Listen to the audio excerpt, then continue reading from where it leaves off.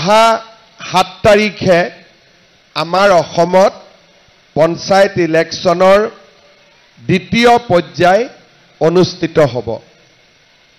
আমি আগতে পঞ্চায়তৰ ইলেকশ্যনত সদস্য, পঞ্চায়তৰ সভাপতি, আঞ্চলিক পঞ্চায়তৰ সদস্য আৰু জিলা পৰিষদৰ সদস্য 4খন বেলট পেপাৰত আমি ভোট দিব লাগিছিলে।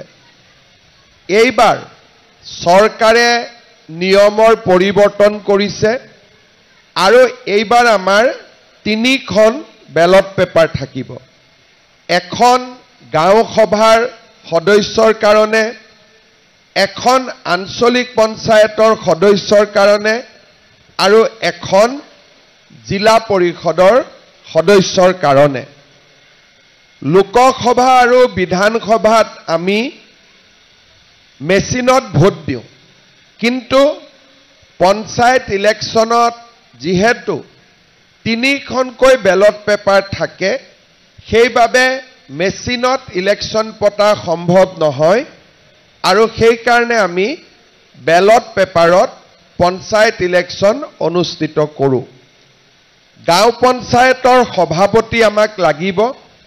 যিসকল গাঁও সভাৰ সদস্যা নিৰ্বাচিত হ'ব, তেখেতসকলে পিছত বহি তেওঁলোকৰ মাজৰ পৰা এজন সভাপতি বা সভানেত্ৰী নিৰ্বাচন কৰিব। এতিয়া আগতে নিৰ্বাচনত বিজেপিয়ে হওক, কংগ্ৰেছে হওক, এজিপিয়ে হওক, গাঁও পঞ্চায়তৰ সদস্যটো প্ৰতীক চিহ্ন থাকে, আঞ্চলিকতো প্ৰতীক চিহ্ন থাকে আৰু জিলা পৰিষদতো প্ৰতীক চিহ্ন থাকে। এইবাৰ গাঁও পঞ্চায়তৰ সদস্য পদত প্ৰতীক চিহ্ন নাথাকে। তাৰ মানে যিকোনো ব্যক্তিয়েই গাঁও পঞ্চায়তৰ সদস্য পদত নিৰ্বাচন খেলিব পাৰে। কিন্তু আমি এটা কথা চাব লাগিব যে গাঁও পঞ্চায়তসমূহ কাম কাজৰ কাৰণে অতিকে প্ৰয়োজনীয় আৰু সেইকাৰণে গাঁও সভাৰ সদস্যাক ভোট দিওঁতেও আমি সাৱধান হ'ব লাগিব যাতে আমাৰ ভাল সদস্যা এগৰাকী বা সদস্য এগৰাকী ৰাইজে নিৰ্বাচন কৰিব পাৰে। গাঁও পঞ্চায়তৰ সদস্য পদত বিজেপি, এজিপি উঠিছে আৰু কংগ্ৰেছৰ মানুহ উঠিছে আৰু আন কোনোবাও উঠিব পাৰে। বিজেপিৰো 2-3 জনো উঠিব পাৰে। মই আপোনালোকক অনুৰোধ কৰিম, আপোনালোকে যেন যাকে ভোট নিদিয়ক কিয়, কিন্তু বিজেপিৰ জনকহে ভোট দিব। ঠিক আছে? যি আছে বিজেপিৰ ভিতৰতে ভোট দিব। গাঁও পঞ্চায়ততো আপোনালোকে কংগ্ৰেছক ভোট নিদিব, কাৰণ এটা বস্তাত এটাও যদি পচা আলু সোমাই যায়, গোটেই বস্তাটোকে পচাই দিয়ে, হয়নে নহয়? সেইকাৰণে কংগ্ৰেছক কতো ভোট নিদিব। আমাৰ ভিতৰতে যিগৰাকী ভাল সেইগৰাকীক ভোট দিব। আমাৰ ঘৰৰ ভিতৰতে কামটো সমাধান হৈ যাব। বুজি পাইছেনে সকলোৱে? ঠিক আছে। আঞ্চলিক পঞ্চায়ত আৰু জিলা পৰিষদ, ইয়াতে আপোনালোকে পদুম ফুল দেখা পাব। জিলা পৰিষদতো পদুম থাকিব, আঞ্চলিকতো পদুম থাকিব।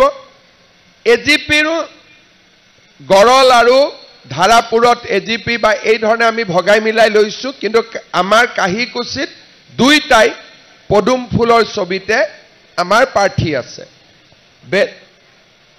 এটা এজিপি, এটা হাতী, এটা পদুম। ঠিক আছে? এতিয়া কৰবাত 2টাই পদুম, কৰবাত এটা হাতী, এটা পদুম, কিন্তু হাতী মানে পদুম, পদুম মানে হাতী। হাতী আৰু পদুমৰ মাজত পাৰ্থক্য নাই। সেইকাৰণে আপোনালোকে প্ৰথমতে ধুনীয়াকৈ হাতীটোক ভোট দি ল'ব, আকৌ দ্বিতীয়খন বেলট পেপাৰ পাব, পদুমক ভোট দিব, তৃতীয়খনত যি চিন হয় কিন্তু বিজেপিৰ ভিতৰত দিব। হ'ব? গতিকে আমি এই ধৰণে যদি নিৰ্বাচন খেলো, আমি আমাৰ চৰকাৰৰ যিখিনি কাম কাজ তাৰ লগত আমি একেলগে আগবাঢ়ি যাব পাৰিম আৰু আমাৰ ভাৰতীয় জনতা পাৰ্টি আৰু এজিপিৰ মিত্ৰগোষ্ঠীৰ চৰকাৰকো আমি শক্তিশালী কৰিব পাৰিম শ্ৰদ্ধাৰ ৰাইজ আপোনালোকে জানে যে আমাৰ এই কাহিকুছি পঞ্চায়ত আগতে পশ্চিম গুৱাহাটী সমষ্টিৰ অন্তৰ্গত আছিল কিন্তু এইবাৰ সমষ্টিবিলাক নতুনকৈ গঠন হ'ল আৰু আমাৰ কাহিকুছি গড়ল আজাৰা ধাৰাপুৰ এই গোটেই অঞ্চলটো জালুকবাৰী সমষ্টিৰ অন্তৰ্ভুক্ত হ'ল 26 চনত যেতিয়া আমি বিধানসভাত ভোট দিম পশ্চিম গুৱাহাটী বুলি নহয় আমি জালুকবাৰী বুলি ভোট দিম আৰু যদি দলে মোক মনোনয়ন দিয়ে তেতিয়াহলে ময়ো জালুকবাৰী সমষ্টিতে ইলেকশন উঠিব লাগিব অহাবাৰ এতিয়া মেট্ৰিক পৰীক্ষা দিলে মেট্ৰিকৰ আগতে টেষ্ট পৰীক্ষা এটা হয় নহয় বাছনি পৰীক্ষা এটা হয় নে নহয় বাছনি পাছ কৰিলেহে মেট্ৰিক দিব পাৰি গতিকে এই পঞ্চায়ত ইলেকশনটো মোৰ কাৰণে বাছনি পৰীক্ষা ধৰণৰ গতিকে বাছনি পাছ কৰিলেহে মই মেট্ৰিক দিব পাৰিম সেই কাৰণে সদস্যই হওক আঞ্চলিক সদস্যই হওক বা জিলা পৰিষদে হওক আমি যি প্ৰাৰ্থীক ভোট দিব আপোনালোকক অনুৰোধ কৰিছো সেই প্ৰাৰ্থীবিলাক পাছ কৰিলেহে মই মেট্ৰিক পৰীক্ষা দিব পাৰিম হয় নে নহয় সেই কাৰণে আপোনালোকে যেন পঞ্চায়ত ইলেকশনত এজিপিক আঞ্চলিকত আৰু বিজেপিক জিলা পৰিষদ ভোট দিয়ে দিবনে সবে দিবতো একদম সকলোৱে যাতে সুন্দৰ কৰি আমাৰ আঞ্চলিকত এজিপি আৰু জিলা পৰিষদত বিজেপি এতিয়া মই আপোনালোকক 2-4 আখাৰ অলপ চৰকাৰে কি কৰি আছে কেনেকে আগলৈ কি কৰিব খুজিছে তাৰ বিষয়ে আপোনালোকক মই অকনমান বুজাই দিব খুজিছো শ্ৰদ্ধা ৰাইজ আমি অসমত বিজেপি 2016 চনৰ পৰা চৰকাৰ হ'ল 16ৰ পৰা 21ৰ পৰা আমি এতিয়া 25 চন আমাৰ 9 বছৰ হ'ল এই 9 বছৰৰ মাজত কোভিডো আহিলে 2-2.5 বছৰ কোভিডৰ লগতে সময়টো পাৰ হৈ গ'ল ভ্যাকচিন অক্সিজেন চিকিৎসা ঔষধ হস্পিটাল এনেকে পাৰ হৈ গ'ল কাম কৰাৰ আমি সুযোগ পালো 21 চনৰ পৰা 4 বছৰ 1 বছৰ আৰু আছে আগতে আমাৰ অসমত কোনে চৰকাৰ চলাইছিল কংগ্ৰেছ দলে চৰকাৰ চলাইছিল 15 বছৰটো একেলগে চলালে আৰু তাৰ আগতেও চৰকাৰ কংগ্ৰেছৰে আছিল এজিপিক বাদ দি 1979 চনৰ পৰা আজি 1920 চন এক প্ৰকাৰ ক'ব গ'লে 70ৰ পৰা 80 10 80ৰ পৰা 90 10 90ৰ পৰা 100 100 110 120 40 বছৰ 40 বছৰ যিসকলৰ বয়স 55 হৈছে 40 হৈছে 35 হৈছে 60 হৈছে 65 হৈছে তেওঁলোকে এটা মনত হিসাব কৰিব পাৰে যে 40 বছৰ অসমত অসমীয়া মানুহবিলাকে এটা দিনো পাৰ কৰা নাছিল য'ত নেকি কোনবা নহয় কোনবা জায়গাত আন্দোলন নহৈছিল আজি বোলে গুৱাহাটী বন্ধ কালি বোলে অসম বন্ধ কালি বোলে ধৰ্ণা কালি বোলে ধৰ্মঘট কালি বোলে স্কুল বন্ধ কালি বোলে নামনি অসম বন্ধ মধ্য অসম বন্ধ 15 দিন পাৰ হ'বই নাপায় কৰবাত বোমা এটা ফুটেই আৰু কেতিয়াবা ৰাতিপুৱাই খবৰ পাম বোলে আমাৰ গাঁৱৰে ল'ৰাটাক কোনবাই গুলিয়াই মাৰিলে কাবাৰ ঘৰৰ যদি ল'ৰা ছোৱালী পুলিচ সিআৰপিত কাম কৰে ঘৈনিয়েক মাকৰ সদায় চিন্তা থাকে আজিনো কি হ'ব এনেকে 79 চনৰ পৰা অসমীয়া মানুহবিলাক 2020 চনলৈ আমি ৰাতিপুৱা সদায় বাতৰি কাকতত বেয়া খবৰবিলাক পঢ়ি আমি ডাঙৰ হৈছিলো 21 চনত মই মুখ্যমন্ত্ৰী হলো যোৱা 4 বছৰ আপোনালোকে কৰবাত বোমা বিস্ফোৰণৰ বাতৰি পঢ়িছে নেকি যোৱা 4 বছৰ বোম নাই, গুলি বাৰুদ নাই, আন্দোলন নাই, বড়ো আন্দোলন নাই, কাৰ্বি আন্দোলন নাই, জনজাতি অজনজাতি কাজিয়া নাই, গোষ্ঠীগত সংঘৰ্ষ নাই, অসমীয়া বঙালী অসমীয়া বিহাৰী যত যি খেলি মেলি আমাৰ অসমত আছিল 2021 চনৰ পৰা আজি 4 বছৰ আমাৰ অসমখন একেবাৰে শান্তিৰ প্ৰদেশলৈ ৰূপান্তৰ হ'ল। সৰু খুৰা আন্দোলন এটাও নাই। স্কুল কলেজ সম্পূৰ্ণ চলে, কলেজ সম্পূৰ্ণ চলে। বাকিটো মই নকয়ে। আগত 4খন ফ্লাইট আহিছিল গুৱাহাটী এয়াৰপোৰ্টত, এতিয়া দিনে ৰাতিয়ে খালি ফ্লাইটে চলাচলি কৰি থাকে। ৰাতিয়ে দিনে ইয়াতে ফ্লাইটে নামে, ফ্লাইটে উঠে। তাৰ মানে মানুহৰ মনত অসমক লৈ ভয় ভাৱটো নোহোৱা হৈ গ'ল। আৰু অসমৰ ভিতৰত থকা মানুহেও বোলে ৰাতি 2টাত বিহু ফাংচন হৈছে ঘৰৰ ল'ৰা ঘৰত আহিব। কোনো ধৰণৰ বেয়া চিন্তা আজিকালি আমাৰ মনত নাহে। 4 বছৰত 40 বছৰে অসমত যি কাম হোৱা নাছিল, এই 4 বছৰত অসমৰ মানুহে এখন নতুন অসম দেখা পালে। আজি বোলে বিহু ৰাষ্ট্ৰীয় মঞ্চত, কালি বোলে ঝুমুৰ নৃত্য, পৰখি বোলে অসমীয়া ধ্ৰুপদী ভাষালৈ ৰূপান্তৰ হ'ল, চৰাইদেউ মৈদাম ইউনেস্কো ৱৰ্ল্ড হেৰিটেজ হ'ল।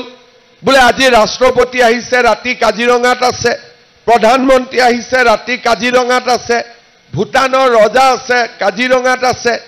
আমাৰ অসমৰ প্ৰতি মানুহৰ ভাৱমূৰ্তিও পৰিৱৰ্তন হ'ল। আৰু অসমৰ ভিতৰতো আগতে নোহোৱা বহুত নতুন নতুন কাম সংশোধন আৰু সংস্কাৰ হ'ল। চৰকাৰী চাকৰি এটা পাবৰ বাবে আমাৰ অসমত আগতে 5 লাখ টকালৈকে ঘোষ দিবই লাগিব। ACS APS অফিচাৰ হ'বৰ কাৰণেতো 1 কোটি 1.5 কোটি ঘোষ দিব লাগিব।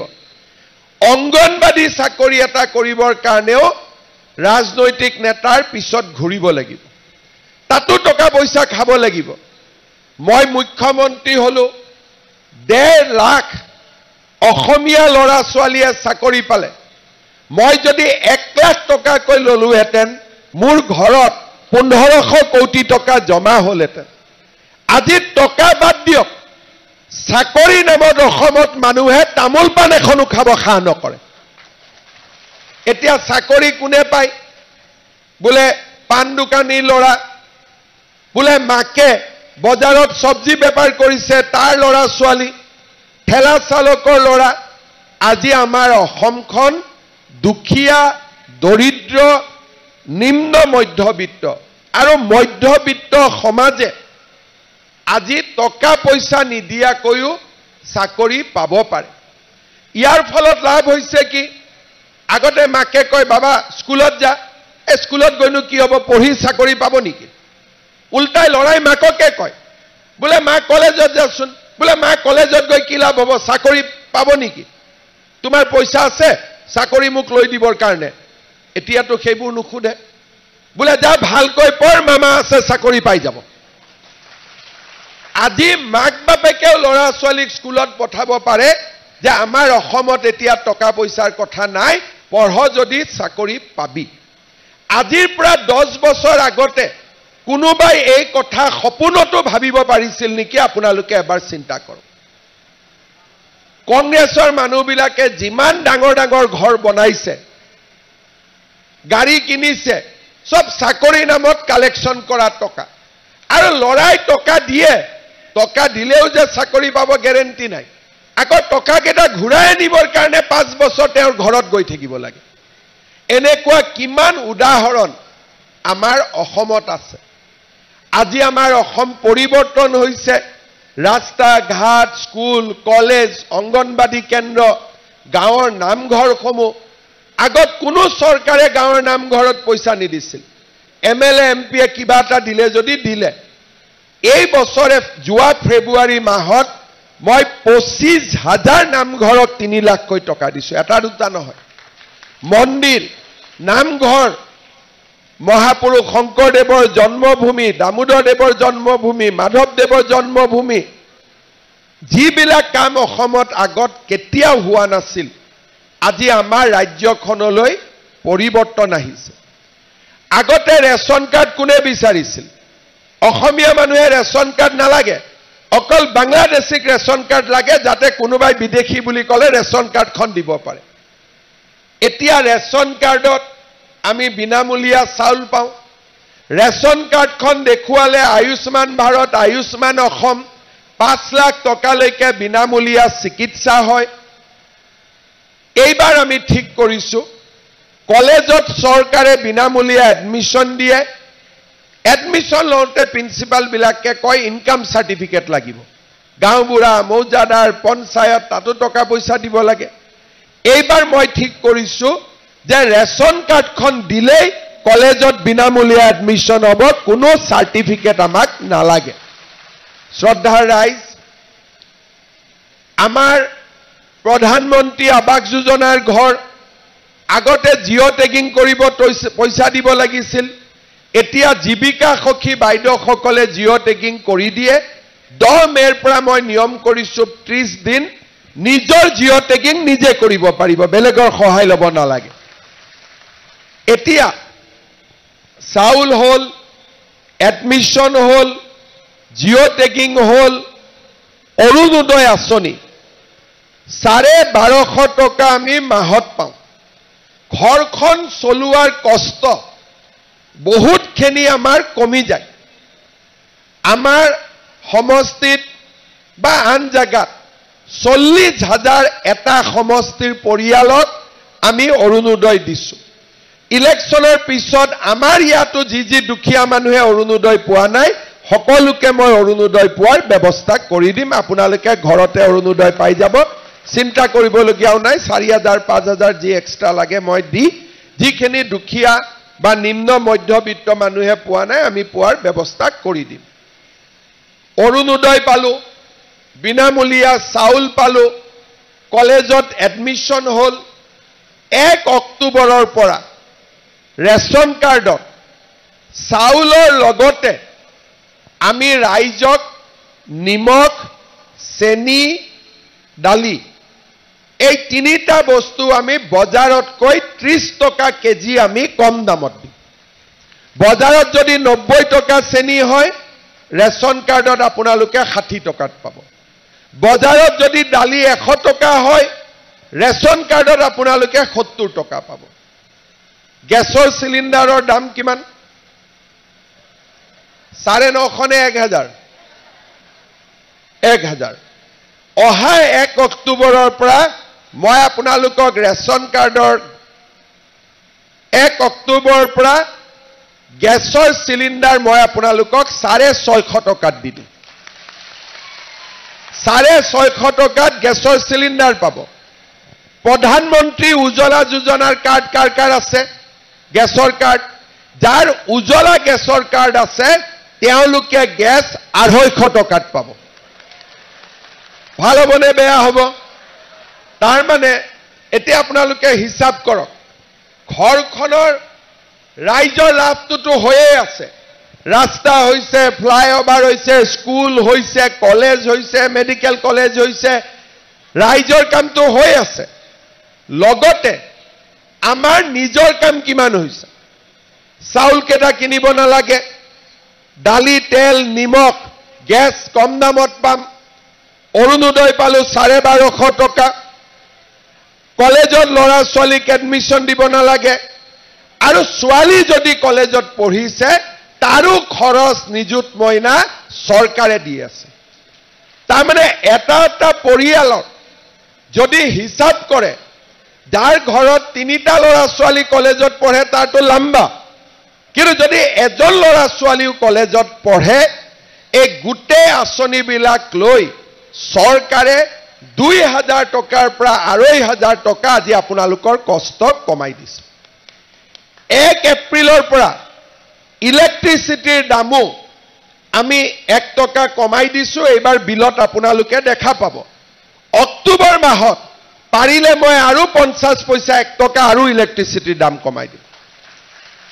তাৰ মানে আমাৰ অসমত দুখীয়া আৰু মধ্যবিত্ত এই মানুহখিনি যাতে কতো কষ্ট নাপায় তাৰ কাৰণে বিজেপি চৰকাৰে ব্যৱস্থা লৈছে মই যেনেকৈ মুখ্যমন্ত্ৰী তৰুণ গগৈ তেনেকৈ মুখ্যমন্ত্ৰী আছিলে কিন্তু কংগ্ৰেছ চৰকাৰৰ দিনততো এইবোৰ কৰিব পাৰিলেহেঁতেন কিন্তু কংগ্ৰেছে আমাক কি দিছিলে লুঙি ধুতি খুটা আঠুৱা কম্বল হয়নে নহয় লুঙিৰ জায়গাত অৰুণোদয় দিব পাৰিলেহেঁতেন ধুতিৰ জায়গাত নিযুত মইনা দিব পাৰিলেহেঁতেন কম্বলৰ জায়গাত বিনামূলীয়া চাউল দিব পাৰিলেহেঁতেন খুটাৰ জায়গাত আমাক কলেজত এডমিশন দিব পাৰিলেহেঁতেন কম্বলৰ জায়গাত আমাক গেছৰ চিলিণ্ডাৰ দিব পাৰিলেহেঁতেন কিন্তু তেওঁলোকেতো একো কৰা নাই যেনেকৈ পূজাত পঞ্চমৃত দিয়ে তেনেকৈ আমাক 5টা অমৃত খোৱালে লুঙি ধুতি খুটা আঠুৱা কম্বল হয়নে এই অমৃত কেইটাই খোৱালে আৰু আমাক একো নাই কতো একো ব্যৱস্থাই নকৰিলে এতিয়া আমাৰ কংগ্ৰেছৰ মানুহবিলাকে কয় যে আমাক ভোট দিয়ক এই লুঙি পাৰ্টিক কোনে ভোট দিব এতিয়া যদি কংগ্ৰেছক ভোট দিয়ে আকৌ লুঙি আহিব ধুতি আহিব অৰুণোদয়টো নাহে গেছৰ চিলিণ্ডাৰটো নাহে গতিকে মই ৰাইজক কৈছো অৰুণোদয় নিযুত মইনা লাগে বিজেপিক ভোট দিম লুঙি ধুতি লাগিলে আমি কংগ্ৰেছক ভোট দিম হয়নে নহয় মাজে মাজে মই কংগ্ৰেছৰ ল'ৰা ছোৱালীবিলাকক লগ পালে ধেমালিতে কওঁ যে হাতৰ ছবিখন বাদ দে লুঙিৰ ছবিত ইলেকশ্যন উঠি থাকে খুটাও কেনেকৈ দিছিলে দিয়াখিনিও ভালকৈ নিদিছিলে বোলে কংগ্ৰেছৰ মিটিং বোলে মিটিঙত গ'লে কি পাম বোলে খুটা পাবি 5000 মহিলা গ'ল বোলে খুটা পাম ট্ৰাকত খুটা থাকে 200 বান্ডল তলত মহিলা থাকে 5000 200 বান্ডল খুটা ওপৰৰ পৰা দলিয়াই দিয়ে ক্ৰিকেট বলাৰ কেচ ধৰা দি সকলো মহিলাই তাত জাপ মাৰি পৰে হয়নে নহয় আপোনালোকৰ মনত আছে নে নাই সেই আছিলে কংগ্ৰেছৰ চৰকাৰ কোনো আঁচনি নাই অসমৰ উন্নতিৰ কথা নাই আজি অসমত প্ৰতিটো দিনেই নতুন নতুন উন্নতি উদ্যোগিক পৰিৱেশ সমাজখনক আজি আমি আগুৱাই লৈ যাব পাৰিছো অসমত শান্তি আহিলে বোমা গুলি নোহোৱা হ'ল আমি উদ্যোগিক সন্মিলন পাতিলো ভাৰতৰ উদ্যোগপতিসকল আহি ক'লে যে আমি অসমত 5 লাখ কোটি টকা বিনিয়োগ কৰিম লাভ কাৰ হ'ব ইমান যদি উদ্যোগ হয় যিবিলাক ল'ৰা ছোৱালী আজি বেংগালুৰ কৰ্ণাটকা এই জায়গাবিলাকত 7,000 8,000 টকাত সিকিউৰিটি গাৰ্ড কাম কৰি আছে মাক বাপেকৰ চিন্তা চিকিৎসা বেমাৰ হলে চিকিৎসা ল'ব নোৱাৰে আজি ইমানবোৰ উদ্যোগ যদি অসমত স্থাপন হয় আমি মাকৰ লৰাক আকৌ মাকৰ কোলাত আমি উভতাই লৈ আহিব পাৰি কোনেও চিন্তা কৰা নাছিল আগতে 1,50,000 টকাৰ চাকৰি কৰিব যাওক কিন্তু 7,000 8,000 টকাৰ চাকৰি কৰিব গলে না ঘৰত 2 পইচা পঠাব পাৰে না কি ভাল কৰি তাত থাকিব পাৰে আজি আমাৰ অসমখনক আমি পৰিৱৰ্তন কৰিব লাগিব 40 বছৰ আমি চেষ্টা কৰিলো যে আন্দোলন কৰিলে পৰিৱৰ্তন হয় নেকি কিন্তু আন্দোলন কৰিলে উদ্যোগো নাহে পৰ্যটকো নাহে আৰু অসমত উন্নতি নহয় যোৱা 4 বছৰ ৰাইজে আমাক সহায় কৰিলে অসমখন শান্তিলৈ পৰিৱৰ্তন হ'ল আৰু আজি আমাৰ ৰাজ্যৰ চাৰিওফালে উলহ মালহৰ পৰিৱেশ মানুহৰ মনত আনন্দ মানুহৰ মনত উৎসাহ আজি লাহে লাহে আমাৰ অসমখন ভাৰতৰ ভিতৰতে এখন সৰ্বাংগ সুন্দৰ ৰাজ্য হোৱাৰ পথত আজি আমাৰ অসমখন আগবাঢ়িছে শ্ৰদ্ধাৰ ৰাইজ এই অসমখনক আমি ধৰি ৰাখিব লাগিব আমাক লুঙি ধুতিৰ ৰাজনীতি নালাগে আমাৰ অসমখনক আমি আগুৱাই লৈ যাব লাগিব আমাৰ নিম্ন মধ্যবিত্ত দৰিদ্ৰ দুখীয়া সমাজখনক আমি সকাহ দিব লাগিব আগতে মেডিকেল পঢ়িব ল'ৰা ছোৱালী বাহিৰত গৈছিল এতিয়া মই অসমত 24খন মেডিকেল কলেজ বনোৱাৰ কাম হাতত লৈছো 14খন হৈ গ'ল এতিয়া মেডিকেল পঢ়িব ল'ৰা ছোৱালী বাহিৰত যাব নালাগে 2,500-3,000 ডক্টৰ প্ৰতি বছৰে অসমতে আমি ইয়াৰ পৰা পাছ কৰাব পাৰিম আগতে এইবোৰ কথা চিন্তাই কৰা নাছিল মই কলেজত থাকাৰ দিনত অসমত 3খন মেডিকেল কলেজ 3খনেই আছিল আজি 1খন 2খন 3খন কৈ 24খন মেডিকেল কলেজৰ কাম অসমত আজি চলি আছে যাক আমি অসমীয়াই আজিৰ পৰা 5 বছৰ আগত 10 বছৰ আগত আমি ভাবিবই পৰা নাছিল ব্ৰহ্মপুত্ৰৰ দলং বোলে আজি বগীবিলত হ'ল কালি বোলে ঢলাত হ'ল কালি বোলে মাজুলীত হ'ল পৰখি বোলে গহপুৰত হ'ল কলিয়াবৰত হ'ল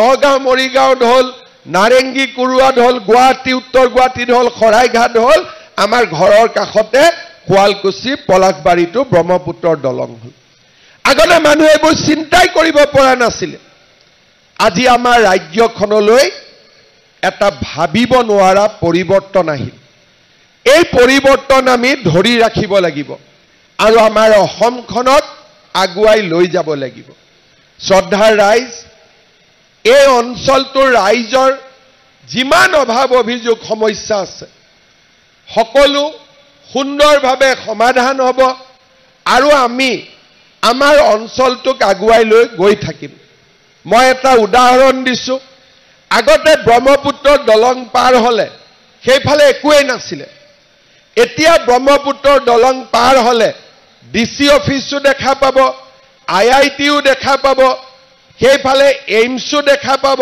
ল ইউনিভাৰ্সিটিও দেখা পাব দেখিলে লাগে যে এই 5-10 বছৰ 15 বছৰৰ ভিতৰত কি জায়গা কিহলৈকে ৰূপান্তৰ হ'ল আজি আমাৰ চেষ্টাৰ ফলত সমগ্ৰ অঞ্চলটো আজি এক নতুন ৰূপ পালে আজি আপোনালোকৰ মাজত মই যেতিয়া বিধায়ক হিচাপে আহিম এতিয়া ৰমেন্দ্ৰ আছে সেইকাৰণে বাইপাস কৰিব বেয়া লাগে যি পাৰো অলপ অলপ কৰি আছো কিন্তু এবাৰ ইলেকশন হৈ যোৱাৰ পিছত আপোনালোকৰ একো অসুবিধা নালাগে কা ড্ৰেইন লাগে ৰাস্তা লাগে কিবা লাগে কতো যাব নালাগে সকলো কাম আমাৰ ইয়াত বহি হৈ যাব আৰু ৰাতিয়ে দিনে আপোনালোকে এটা সাহস পাব যে কবাত কিবা এটা হলে মানুহ এজন আছে লগে লগে আপোনালোকে পাই যাব সেইকাৰণে এইটো মোৰ প্ৰথম ইলেকশন আপোনালোকৰ মই আশীৰ্বাদ বিচাৰিছো সহায় বিচাৰিছো আৰু আপোনালোকে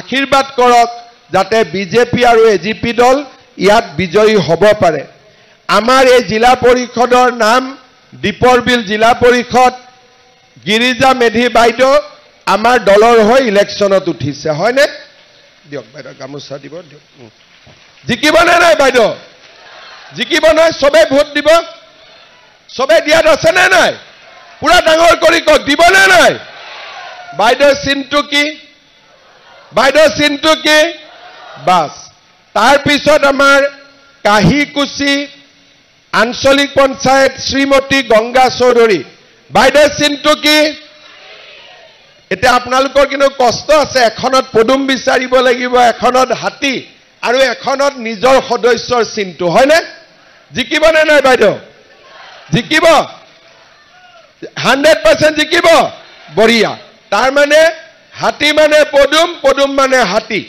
সকলে বুজি পালে তেতিয়ালে মোৰ